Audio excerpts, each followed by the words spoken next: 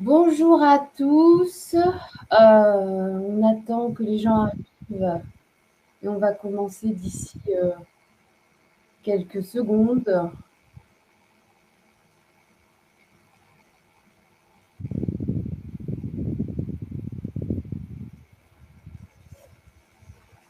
J'espère que vous allez bien. Ça arrive, ça arrive.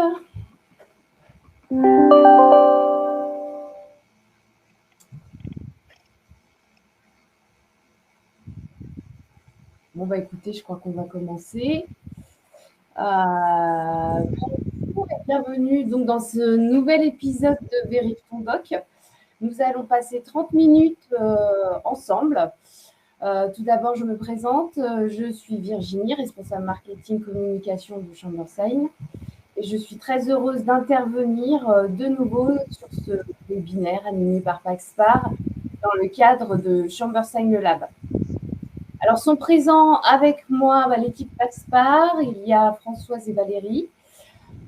Avant que j'oublie, n'oubliez pas que, n'hésitez pas à poser toutes vos questions dans le chat. On y répondra à la fin de la présentation. Alors, avant de rentrer dans le vif du sujet, quelques mots rapides sur qui est Chambersign et qu'est-ce que Chambersign Lab. Chambersign est une autorité de certification, tiers de conférence créée il y a 22 ans. Nous délivrons des certificats électroniques, notamment au travers des nous délivrons des identités numériques, au travers notamment des certificats électroniques qui permettent l'authentification forte de la personne physique ou morale et la signature électronique. Notre ambition, c'est la sécurisation des échanges électroniques. Parce que nous accompagnons depuis toujours les organisations privées, nous accompagnons depuis toujours les organisations privées et publiques dans la sécurisation des processus dématérialisés. Alors parce que nous sommes conscients des nouveaux enjeux et défis liés à l'instauration d'un environnement numérique fiable, de confiance et sécurisé, nous avons lancé il y a quelques mois Chambersign le Lab, le laboratoire d'innovation. Chambersign le Lab regroupe différents groupes de travail constitués d'experts dans différents domaines de la dématérialisation. Nous voulons en fait apporter aux organisations des solutions innovantes qui répondent aux problématiques actuelles et futures. Et c'est dans ce cadre que nous avons notamment travaillé avec l'entreprise Paxpar. Les travaux, échanges, il en ressort la solution Vérif ton doc. Et donc, je laisse la parole maintenant à Françoise qui va expliquer ce qu'est Paxpar et ce qu'est la solution Vérif ton doc et rentrer dans plus dans les détails du thème abordé aujourd'hui. Voilà. Eh bien, merci Virginie. Donc, bonjour à tous. Donc, pour cet atelier, nous avons choisi de vous montrer comment assembler des documents. Donc, l'assemblage de ces documents dans un seul et même dossier qui est digitalisé et sécurisé. Mais surtout, on va vous préciser comment vous assurer que tous ces documents contractuels qui sont assemblés de cette manière sont bien tous présents et cohérents les uns avec les autres. Donc, pour ce faire, je vais laisser Valérie vous présenter quelques cas d'usage et après, je reprendrai avec vous une animation pour vous expliquer un peu plus en détail les performances de cette approche. Valérie? Oui, alors bonjour à tous. Aujourd'hui, je vais vous présenter les cas d'usage qui correspondent à divers métiers. Et pour ces divers métiers, chacun a besoin de documents contractuels spécifiques. Donc, je vais me mettre à tour de rôle dans la peau de plusieurs responsables avec des qualifications différentes. Donc, en l'occurrence, on va commencer avec Guillaume, responsable des ventes chez Total, qui a une problématique métier, à savoir s'assurer que ces factures seront bien acceptées et validées par Chorus Pro. Donc, pour ce faire, je vais vous présenter les documents, une facture. Je vais vous montrer les pièces qui sont jointes à ce document et puis déposer le document sur la plateforme Vérif ton doc. Donc voici ici une facture avec, en l'occurrence, une pièce jointe, un Facturix XML. Donc cette facture est signée et moi, Guillaume, je veux vérifier qu'elle est valide Chorus Pro. Donc je vais aller sur la plateforme Vérifie ton doc. Je vais sélectionner la checklist qui convient. Je vérifie la conformité des factures. Et je vais tout simplement aller chercher ma facture et la lâcher sur la drop zone. Et je constate que en très peu de temps, j'ai ici une checklist et que tous les points de contrôle sont ouverts, dont la facture au format Facturix. Donc cette facture est bien au format Facturix. Elle sera validée par Chorus Pro. Je vais maintenant tester une deuxième facture.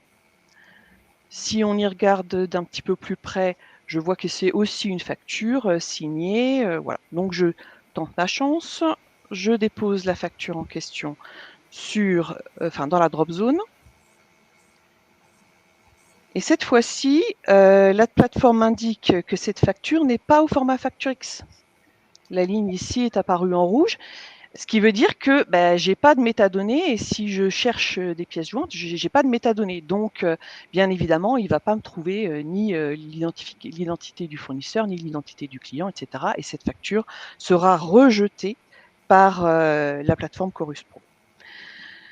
Je vais donc changer de cas d'usage. Je vais vous présenter maintenant le cas d'usage d'une piste d'audit fiable. Donc, je ne suis plus Guillaume, mais je suis maintenant Patrick, responsable du service comptable chez Tolga.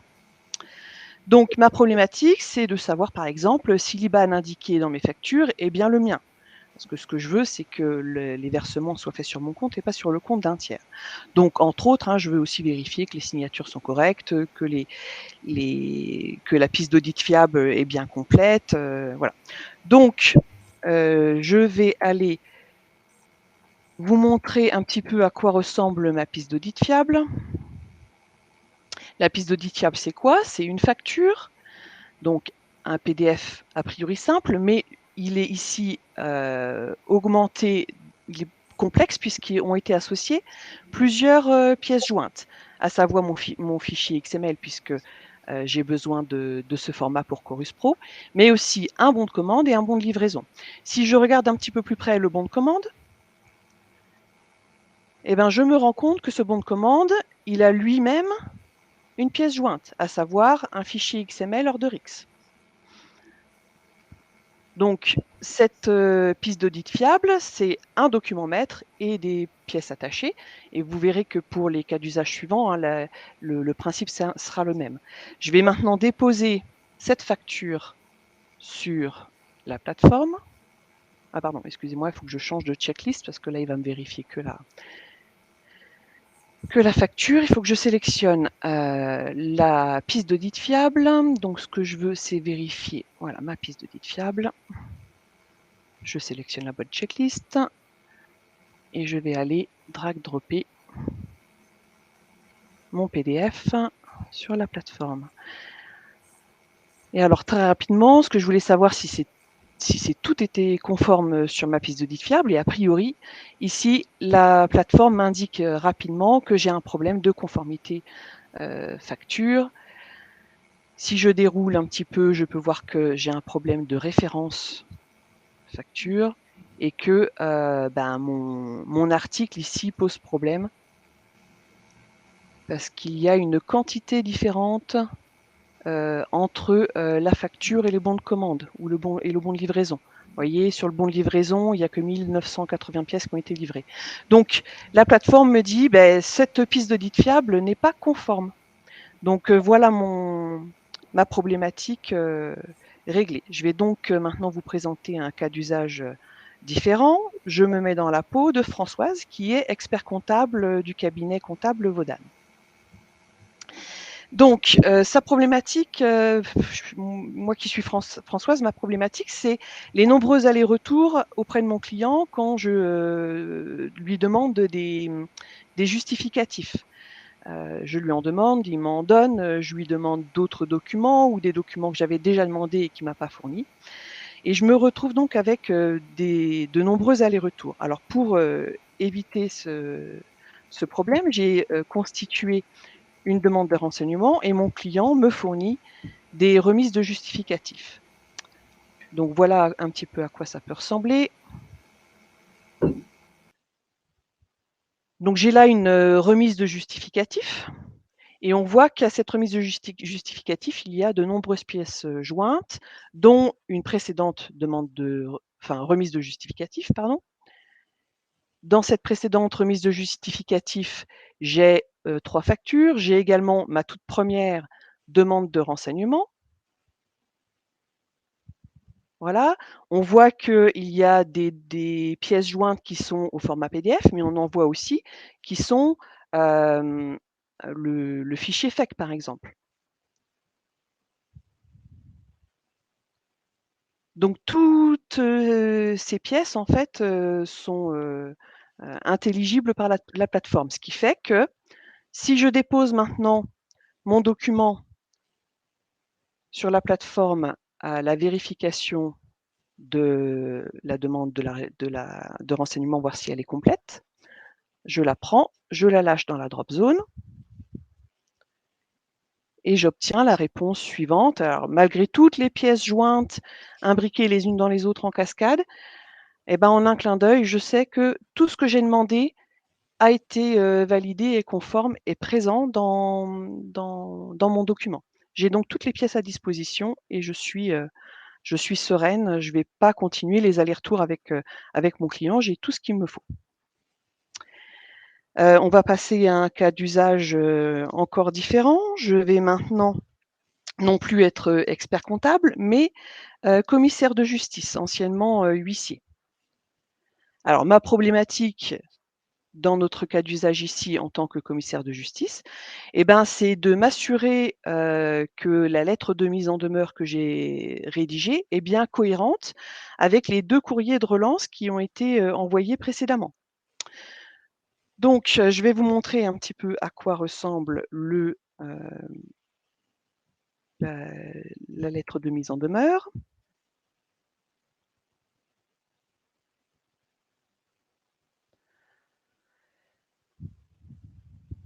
Alors voilà, j'ai ici ma lettre de mise en demeure. On voit qu'il y a des pièces attachées. En deuxième page, j'ai mon tableau de créance qui est fourni ici, mais qui est retraduit ici de manière plus lisible. Et puis, j'y ai comme pièce jointe la relance 2. Voilà. Laquelle relance 2 a aussi son tableau de créance. Voilà, avec le dernier FEC. La relance 1, qui elle-même contient des métadonnées, en l'occurrence le tableau de créance initial, le FEC à date de ma première relance et les factures qui n'avaient pas été acquittées.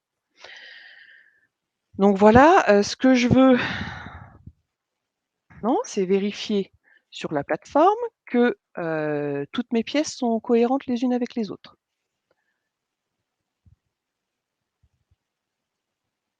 Donc je vérifie mes courriers de mise en demeure. Maintenant que j'ai sélectionné la checklist, je dépose mon document.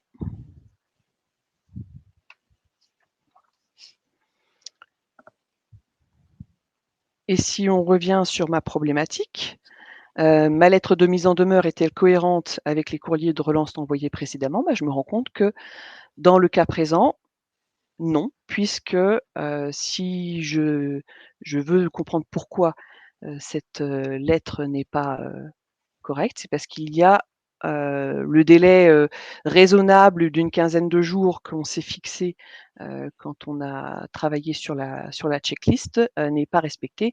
Il n'y a que 3 jours de délai entre la relance 2 et la lettre de mise en demeure que je viens de rédiger. Donc voilà pour ce cas d'usage. Je vais changer de personne. Je suis maintenant non plus un huissier, mais un chargé d'affaires chez Alcov. Je dois établir un ordre de mission pour une prestation sur une centrale nucléaire. Je voudrais savoir si les 3 ouvriers que je compte envoyer sur le chantier sont bien habilités pour entrer sur le site. Est-ce que leurs habilitations sont valides? Est-ce que ce qui est valide aujourd'hui le sera encore dans 3 mois à la date prévue d'intervention sur la centrale? Donc, mon ordre d'intervention, pour que vous ayez une petite idée de ce à quoi il ressemble, se présente de cette manière. Et là, on commence à avoir des documents maintenant hein, qui ont beaucoup de documents imbriqués les uns dans les autres, puisque pour le cas présent, je n'ai que 3 ouvriers, hein, donc on garde ça en tête. Voilà mon cahier des charges. Le cahier des charges a nécessairement des métadonnées hein, pour que je puisse comparer ce qui est demandé avec ce que je vais fournir. On va voir par exemple le carnet d'habilitation de mon ouvrier Sophie. Pour cette intervention, dans son carnet d'habilitation, elle a toutes ses attestations. Les attestations ont été fournies par différents centres de formation, par exemple. Voilà, ces deux-là. Si je regarde encore celle-ci. Donc on voit en fait que tous les documents hein, sont imbriqués les uns des autres, ils ont tous des métadonnées. Donc maintenant que je sais ça, ça fait beaucoup de choses à vérifier, et pourtant je n'ai que 3 intervenants. Donc dans ma plateforme, sur la plateforme, je choisis, je vérifie mes attestations et ordres d'intervention et je vais tout simplement déposer mon ordre d'intervention et vérifier ce que me dit la plateforme.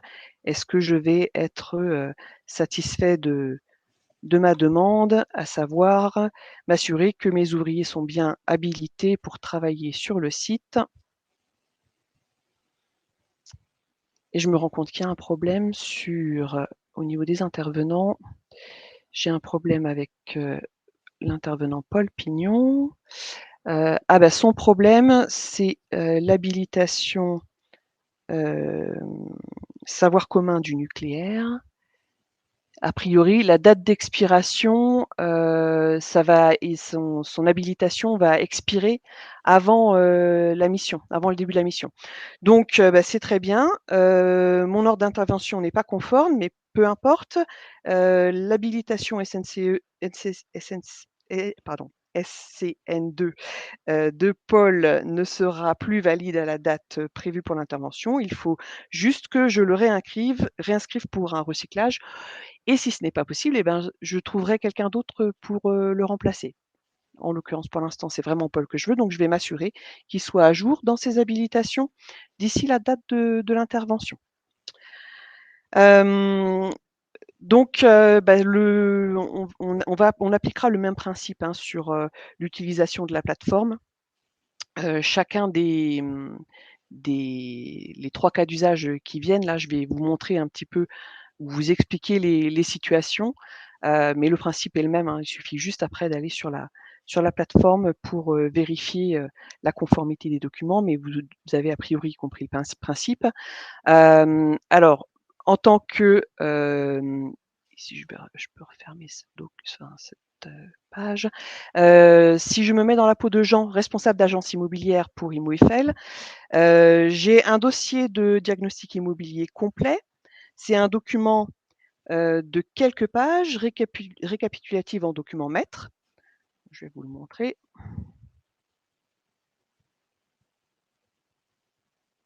Donc le document maître de ce diagnostic final, voilà, on y fait quelques pages. Hein. On voit que sont rattachées ici plusieurs pièces jointes, à savoir l'ordre de mission. Voilà. On a des documents. Si je vais vous l'ouvrir complètement. Parce que l'ordre de mission, ce qui est intéressant justement dans les pièces jointes, c'est qu'on a par exemple une photo, c'est qu'on a par exemple un certificat de conformité avec des normes. Voilà, donc on peut voir la complexité du document. Et en l'occurrence ici, on n'a que le rapport amiante. Mais bien sûr, il faut imaginer le rapport DPE, le rapport électricité, le rapport gaz, le RP, etc. Ce qui fait autant de pièces jointes à ajouter à mon diagnostic dossier final. Et quand j'aurai toutes ces pièces associées, puisque là le fichier est en construction, hein, et ben la plateforme pourra me dire s'il y a des irrégularités et comparer les pièces les unes avec les autres. Alors de la même manière, je change de peau, je vais passer dans la peau de Thierry, courtier en assurance. Lui, sa problématique, c'est d'être sûr que les signataires sont bien ceux attendus. Si je suis courtier en assurance, j'ai un rapport final de un rapport de contrat de réassurance avec une cédante, par exemple, mais aussi 12 réassureurs. Et donc, ce rapport contient en cascade les 12 contrats, un pour chaque réassureur, ce qui peut engendrer une cinquantaine de signatures. Donc, ce qui m'importe, moi, 50 signatures, si je dois les vérifier une à une et m'assurer que tous les signataires sont les signataires attitrés pour chacun de mes réassureurs, c'est quelque chose qui va être très chronophage. Donc ma problématique, c'est ça, les signatures à poser sur le rapport, ainsi que tous les contrats associés. Et la plateforme va pouvoir faire cette analyse récursive. Un dernier exemple, je me mets dans la peau de Zina, elle est spécialiste en assurance sinistre. Sa problématique, c'est pour faire sa mise à jour, puisque tous les mois, l'assurance sinistre doit être actualisée, c'est de s'assurer qu'elle a bien en sa possession tous les derniers éléments. Et puisque les documents possèdent, eux, des métadonnées, ça va lui permettre d'éviter des erreurs de ressaisie, puisque les champs vont pouvoir être complétés via la plateforme. Donc Zina, dans sa spécialité, se servira de la plateforme avec cette optique. Bien, du coup, je vais repasser la main à Françoise. Eh ben, merci beaucoup Valérie pour cette présentation, donc, qui a été relativement très, très riche en cas d'usage et en différentes situations et différentes problématiques métiers. Donc ça, c'était très bien. J'espère qu'on a su vous faire un petit peu écho à votre problématique du quotidien, donc liée principalement à votre gestion documentaire. Et ce que je souhaiterais là tout de suite, c'est simplement vous apporter quelques précisions en termes de volumétrie, car souvent quand on présente un cas d'usage, que ce soit dans l'assurance ou sur un chantier, on nous pose souvent la question, vos documents PDF augmentés, c'est très bien, pourquoi pas, mais à combien estimez-vous la taille d'un tel document? Donc, on va découvrir ensemble quelques indicateurs qui sont spécifiques justement au cas d'usage que vous a présenté Valérie. Donc, Valérie, si tu peux passer le premier slide. Donc là, on va retrouver Guillaume, qui est responsable des ventes. Et là, vous voyez, le document, c'est une pièce, c'est juste une pièce, une signature et une page, donc pour une valeur de 160 kilooctets. Donc, du coup, le document est relativement simple. Le cas suivant, donc on était avec Patrick, qui est responsable du service comptable. Donc là, c'était le PAF. Et la problématique, donc on l'a stipulé ici, c'était l'IBAN indiqué. Donc là, par contre, dans le PAF, on va avoir 5 fichiers en cascade avec 5 signatures et à une taille de 530 kilooctets. Donc, vous voyez qu'on commence à structurer, je dirais, le document simple et commence à devenir un peu plus complexe. On va passer au cas suivant. Donc, c'était le cabinet Vaudan avec Françoise, expert comptable. Là, l'idée, c'était la demande de renseignement. Donc là, on a un certain nombre de documents qui vont rentrer en jeu. Donc, vous voyez, il y a 28 pièces jointes, 14 signatures, et cette fois-ci, le document maître, qui est constitué d'une seule page et auquel est attaché un certain nombre de pièces jointes, va faire 1,8 mégas. Donc, c'est une taille relativement raisonnable par rapport à l'ensemble de l'information qui est à disposition au travers de ce document. Donc, le cas d'après, donc c'est Nadège, commissaire de justice. Donc là, on parlait plutôt de mise en demeure. Et donc là, on a toujours pareil, on a 16 fichiers en cascade, 6 signatures, et le document maître fait 1,1 mégaoctet. Donc ça vous permet comme ça d'avoir une idée sur les les documents simples et les documents complexes. Si on passe au cas d'après, donc c'était Patrick chargé d'affaires. Donc là, c'est le cas le plus, je dirais, un des cas les plus intéressants, parce que comme vous l'avez très bien expliqué Valérie, donc c'est une combinaison de différents, il y a le cahier des charges, les ordres de mission, les attestations. Du coup, on se retrouve avec 35 fichiers en cascade, 47 signatures, et là, le document maître ne pèse que 2,2 mégas. Donc c'est vraiment minime par rapport, je dirais, à l'ensemble des documents qui sont au sein de ce dossier, je dirais, digitalisé ou de ce PDF augmenté. Si on passe au suivant, donc c'était Jean qui était le responsable d'agence. Donc là, on travaille plutôt sur du diagnostic immobilier. Donc il faut voir que ce document, quand le diagnostiqueur l'élabore, il a un total de 60 pages. Donc ce document-là, dans notre cas, comprend 18 fichiers en cascade avec 7 à 8 signatures et au total, le document maître fait 2 pages, soit 2 mégas. Donc toujours pareil, vous voyez qu'on peut à la fois jouer sur le nombre de fichiers en cascade, le nombre de signatures et qu'on n'est pas limité, enfin on est limité certes, parce qu'en informatique on a toujours des limites, mais les limites sont très, très lointaines et du coup on peut jouer avec 40 fichiers, 18 fichiers, enfin peu importe le nombre de documents en cascade ou de signatures. Le suivant, donc c'est E.ON, donc Thierry Courtier en assurance. Donc là, dans ce cas-là, donc on retrouve 12 fichiers en cascade. Alors là, ce qui est important, c'est véritablement les signataires. Et de toute façon, la problématique de Thierry était véritablement d'être sûr que ce soit les bons signataires qui signent le document. Donc on a la valeur ajoutée est plus sur la vérification des signatures. Donc là, vous voyez, ce document possède à lui-même, à lui seul, je dirais 51 signatures et regroupe le document maître de 15 pages, soit 2,2 mégas. Donc c'est toujours pareil, hein, c'est une taille qui est tout à fait acceptable. Le cas d'après, Zina, spécialiste en assurance sinistre. Donc là, c'est vérifier qu'on a bien tous les éléments. Alors la petite subtilité par rapport au cas d'usage précédent, c'est qu'en plus des fichiers en cascade, en plus des signatures, ici, vous avez un formulaire qui comprend un minimum de 400 champs qui est en relation avec la nomenclature d'un TIAC, dont il y a certains champs qui sont calculés automatiquement en fonction des règles métiers qui sont fournies. Et ce formulaire est constitué de 3 pages, soit un total de 2,4 mégas.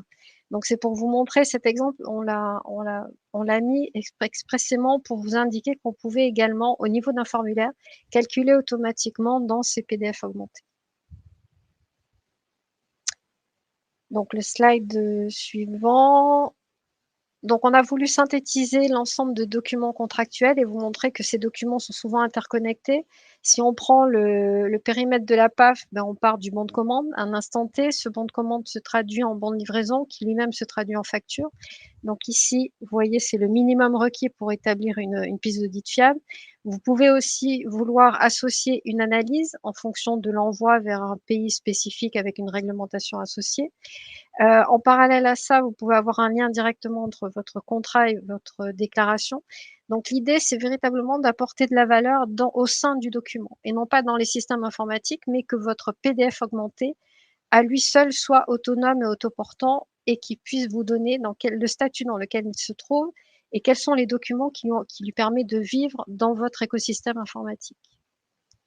Donc si on passe sur le slide d'après, donc là, on retrouve certificat. Donc là, on retrouve tous nos acteurs et ils utilisent communément la plateforme Veritondoc pour vérifier la présence ou l'absence de documents ou la cohérence ou l'incohérence des données entre les documents. Donc, on a voulu faire un focus sur le PDF augmenté, donc sur l'exemple de Patrick de mémoire. Donc là, schématiquement, on va retrouver donc les différents documents, donc l'ordre d'intervention avec les attestations et les exemples et les signatures associées. Donc, je vais passer rapidement. Vous aurez l'occasion au cours du replay de regarder cette présentation dans le détail. Suivant. La valeur ajoutée de ce cas, c'est véritablement d'avoir tous les documents assemblés, qui soient tous présents, conformes et cohérents. Donc, je passe au slide suivant, dont on fait l'inventaire. On a répertorié un petit peu les points. Alors, un simple drag and drop sur la plateforme et le tour est joué. Effectivement, ça, c'est ce que vous a montré Valérie. Et dans le dernier cas, dans le dernier slide, on vous montre qu'on relie le document, qu'on vérifie, qu'on détecte et qu'on personnalise. Donc, je vous invite à lire précautionneusement ce slide. Et si vous avez des questions, n'hésitez pas. On est là pour vous répondre à votre convenance. Donc, je vais passer la main cette fois-ci à Virginie. Virginie n'est pas là. Donc, est-ce que vous avez des questions? Parce qu'on est un peu hors délai.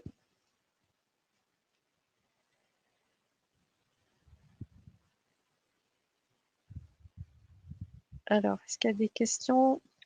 Alors, dans le chat, je vois qu'on a des questions. Oui.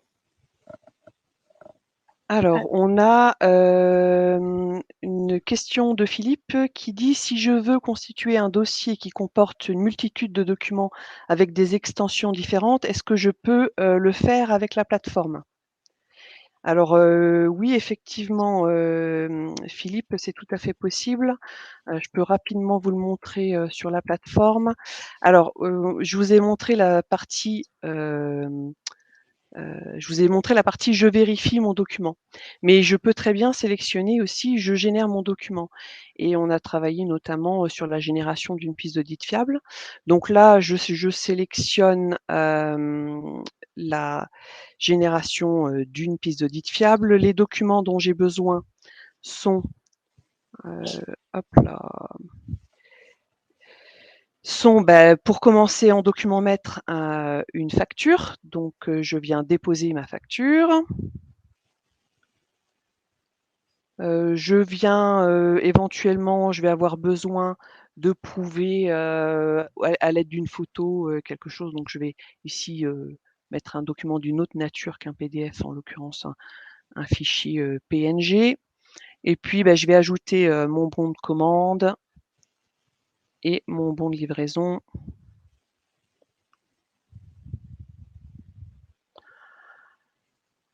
Voilà, donc je vais prévisualiser mon document.